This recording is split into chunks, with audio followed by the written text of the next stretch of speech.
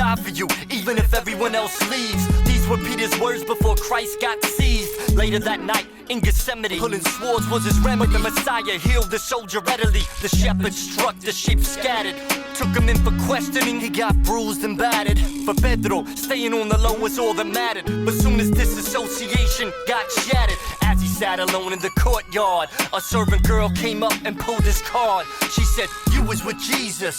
He quickly denied it, stood up, the Galilean started fleeing. He was nervous and the hour was late. He put his hoodie on and he walked towards the gate. Someone said, "This man was with the Nazarene." He denied it and swore, "I don't know what y'all mean. I never even laid eyes on the man." But remember MCP toured with Christ band. He spit backups and set up the mic stand. Easily recognized by the average fan. On the culture, the crew made a real dent. Someone heard him and said, "I could tell from your accent." The third time he called down curses on himself, thinking this would keep his person stealth. Then he heard the rooster crow.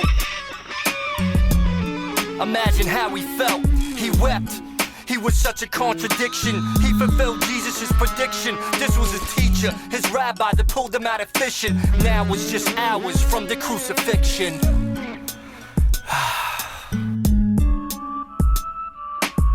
I know a lot of us, we can look at Peter and say, "Dang, how could have he denied Christ when firsthand he saw all the miracles and he rode him for 3 years and sat under his teaching and his mentorship?" But you know what? I'm confident to say that all of us, we can point to some real miracles in our own lives. Some supernatural stuff that we have to give it up and say, it was the hand of God.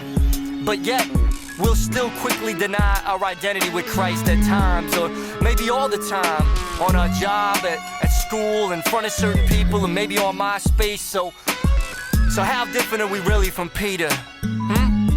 Listen, now here's Pete. He saw Christ get beat, saw the nails driven in his hands and his feet, taken off the cross, a lifeless piece of meat. This was the final blow of defeat, time to retreat. Back to the old ways, no more fishing for men, cause fishing for fish pays. And this was even after Christ was raised. Spiritually, he was so dazed, just like us. When we mess up, we go back to the familiar. Things of this world feel like familiar, but Satan is stealing your purpose and joy as we blindly fall for the ploy that's imitation, like milk and meat made from soy. Just like Peter, who went for the decoy, but Christ came to open our eyes and make us free. John 21, he appeared to his crew at Galilee. The sea, also known as Tiberias, to reinstate Simon Peter. The text is so serious, 3 denials is so serious, 3 I love yous is so serious. Feed my sheep, I tell you the truth. Teach with your life, not just from the booth. Christ predicted he'd die, stretched out on a tree. Then he said to Peter, "Follow me, follow me." He says to you and I, "Follow me."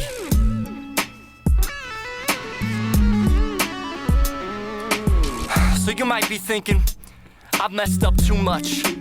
I've denied Christ too many times. I've gone back to my old way of life, the familiar sins. But Christ today is saying, he's asking, do you love me?